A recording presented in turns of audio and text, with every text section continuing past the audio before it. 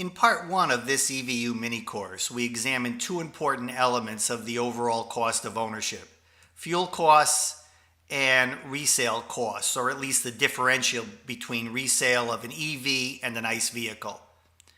In part two, we'll consider maintenance costs, repairs, consumables, and support costs that include insurance, financing costs, and the infrastructure costs associated with battery charging at home. Finally, we'll consider some of the specifics of tax credits as they apply at the federal and state level. One of the very first things you learned at EVU is that EVs are simple. And as a consequence, an EV has fewer parts, and that means fewer things to break or wear out. In addition, an EV requires few consumables, and that means fewer things to buy on a regular basis. The table on your screen first appeared in an earlier EVU mini course and has now been extended to provide rough estimates of the 10-year maintenance savings for EVs when compared to ICE vehicles. It's important to note that the cost savings indicated are approximate and vary dramatically by region and by vehicle. However, maintenance savings are real and do exist. For example, Ford Motor Company estimates that over 10 years, the owner of a Ford Focus Electric would save about $500 because no oil changes are necessary. Additional savings would accrue because electric motors require significantly less maintenance and adjustment than internal combustion engines. Other sources estimate that EV maintenance costs will work out to about 3 or 4 cents per mile versus 6 cents per mile for an ICE car. If you intend to own your EV for many years and you put a lot of mileage on the car, battery replacement cost is worth considering in an economic analysis. Currently, EV batteries are expensive. The chart on the right of your screen was prepared by MIT Technology Review and represents a conservative set of estimates for battery costs from 2010 to 2020. According to the study, today, battery costs will typically range from $500 to $600 per kilowatt hour. In 5 years, costs will range from $225 to $500 per kilowatt hour. Other estimates published at cleantechnica.com predict battery costs as low as $140 to $180 per kilowatt hour in 2020. Some industry analysts believe that Tesla's Gigafactory, which is currently under construction, may be able to achieve costs of $100 per kilowatt hour, and that will be the tipping point for EVs. We'll see what the future brings.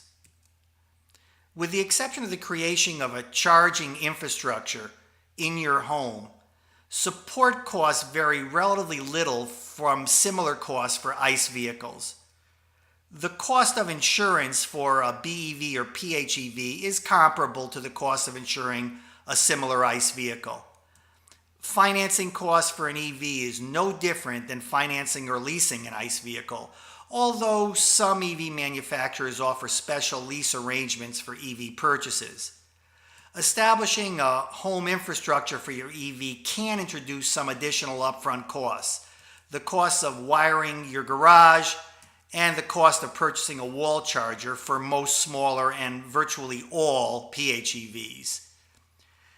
We'll discuss the home charging infrastructure and the costs associated with it in the next EVU mini course, EV230.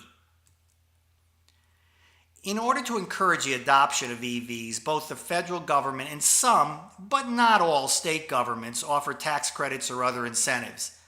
At the federal level, a $2,500 to $7,500 credit is offered, depending on the size of the battery for the electric vehicle.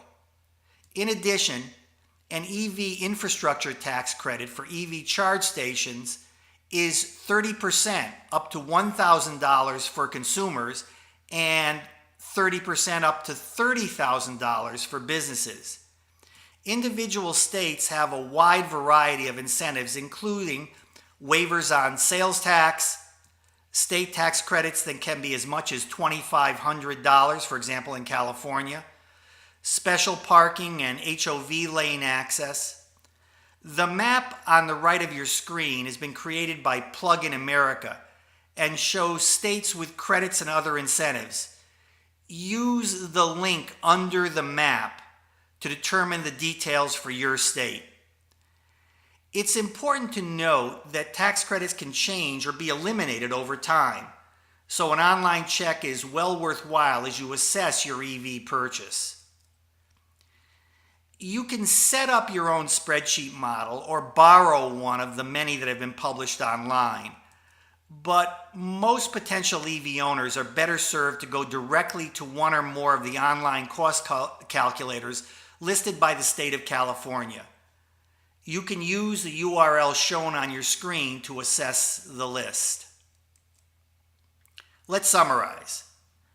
The cost of owning an EV can be computed by focusing on 4 cost components and tax credits: fuel costs, resale value differential, maintenance costs, and support costs, and by taking the available tax credits into account. And if you don't have to crunch the numbers from scratch, a variety of useful cost calculators are available online.